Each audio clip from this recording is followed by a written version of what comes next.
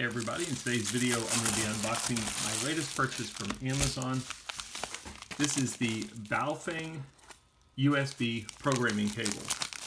With all my purchases, I like doing these videos in case there's somebody out there thinking about buying the item.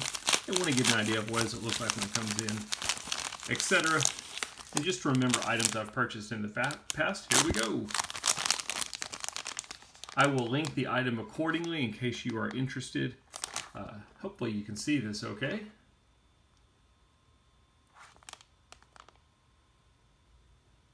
So you might be wondering, why in the world would you need this cable?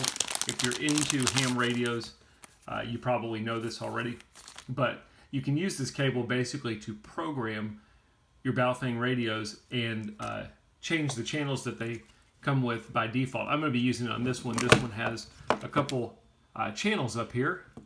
You can plug this into the radio, plug it into my computer, and we can change the frequency that those channels are programmed to, and that's what I'm going to be using this cable for. The reason I went with this cable is the price was good, and I like the fact that it's a different color than my other cables. I like this orange color.